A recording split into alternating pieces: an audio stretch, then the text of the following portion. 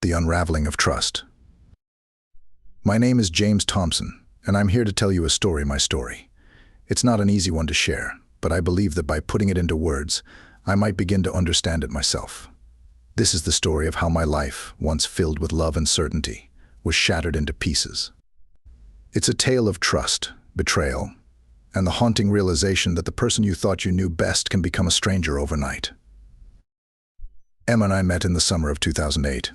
We were both in our early 20s, full of dreams and excitement for the future.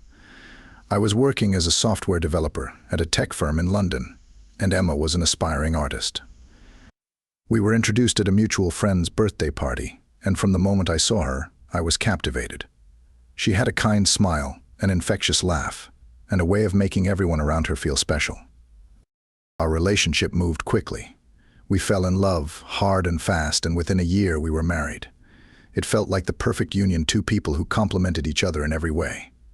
While I was logical and methodical, Emma was creative and spontaneous. She brought color into my world, and I gave her the stability she craved. For the first few years of our marriage, life was blissful. We bought a small house in the suburbs, a charming place with a garden that Emma loved to tend. I worked long hours, but I always made time for her. Our weekends were spent exploring art galleries, taking long walks in the park, or simply enjoying each other's company over a glass of wine. We were happy. At least I thought we were. Looking back, I realized there were small, almost imperceptible changes in Emma's behavior that I ignored.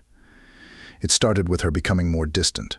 She'd spend hours in her art studio, working on pieces she never showed me. When I'd ask her about her day, she'd give vague answers, as if she was hiding something. But I brushed it off, convincing myself that she was just engrossed in her work. Then, she started going out more. She'd tell me she was meeting friends or attending art exhibitions, and I never questioned it.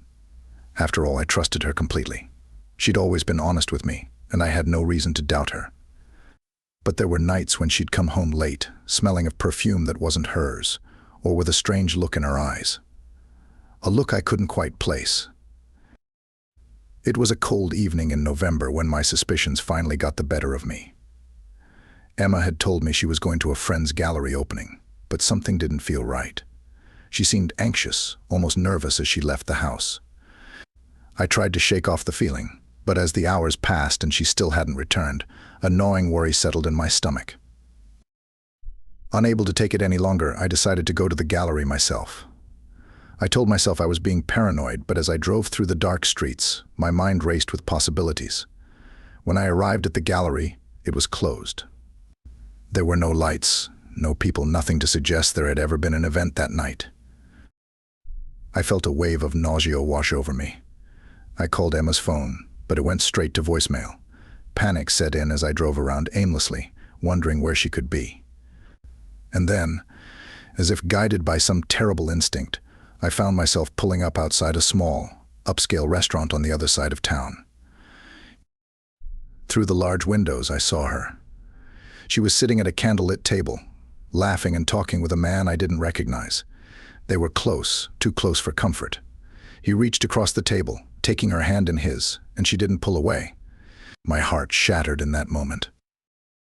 I didn't confront her then. I couldn't. I felt frozen, watching my world crumble before my eyes. Instead, I drove home in a daze, my mind racing with 1,000 questions. How long had this been going on? Who was he? What had I done wrong? I couldn't sleep that night. I just sat in the living room, staring at the door, waiting for her to come home. Emma walked in around midnight, a soft smile on her face as she took off her coat. When she saw me sitting there, her expression changed guilt, fear, maybe even a hint of relief. She knew she'd been caught. "James," she began, but I cut her off. "Don't," I said, my voice trembling. "Just tell me the truth." She hesitated, her eyes filling with tears. "I'm so sorry," she whispered. "I never meant for this to happen." I wanted to be angry, to yell and scream, but all I felt was a deep, aching sadness. "Who is he?" I asked quietly. "His name is Richard," she said, barely able to meet my gaze. "We met at an art exhibition a few months ago. It started out as just a friendship, but then..." Her voice trailed off, and I didn't need her to finish the sentence. I knew what she was going to say. How long, I asked, my throat tight. 3 months, she replied, her voice breaking. It was a mistake, James. I didn't want to hurt you. I nodded, though I didn't fully understand. How could the woman I loved so deeply betray me like this? How could she do something so selfish, so cruel? But I couldn't bring myself to lash out. All I could do was ask the one question that mattered most. Do you love him? She looked away, and that was all the answer I needed.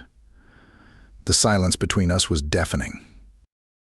The days that followed were some of the hardest of my life. Emma moved out to stay with a friend, giving us both some space to figure things out. I was left alone in the house that had once been our home, surrounded by memories that now felt tainted. In our home, surrounded by memories that now felt tainted. I tried to focus on work, but I couldn't concentrate. My mind kept replaying that night over and over again. I felt like a fool, like I should have seen it coming. But how could I have known? We had been happy, or so I thought. I kept asking myself what I had done wrong, what I could have done to prevent this. Friends and family tried to comfort me, but their words felt hollow. You'll get through this, they said. Time heals all wounds, but I didn't want to heal. I wanted to understand. I wanted to know why she had chosen him over me. Emma and I met a few times to talk, but the conversations were strained, filled with apologies and half-hearted attempts at reconciliation. She told me she was confused, that she needed time to figure things out. But deep down, I knew our marriage was over. After weeks of agonizing over what to do, I made the hardest decision of my life. I filed for divorce. It wasn't what I wanted, but I couldn't see a way forward. The trust between us had been broken, and I didn't know if it could ever be repaired. The day I signed the papers was a quiet, somber one. There were no tears, no dramatic goodbyes, just a simple acknowledgement that our lives were going in different directions. Emma told me she was sorry, that she wished things had turned out differently. I nodded, but I couldn't bring myself to say anything in return. As she left, I felt a strange mix of emotions: relief, sadness, anger, and a deep sense of loss. Our love story, once so full of promise, had come to an end. It's been 2 years since that day. I've moved to a new city, started a new job, and slowly begun to rebuild my life. The pain of Emma's betrayal still lingers, but it's not as sharp as it once was. I've learned to live with it, to accept that some questions may never have answers. I've started dating again, though I find it hard to fully trust someone new. But I'm trying. I know that not everyone is like Emma, and that love, when it's true, is worth the risk.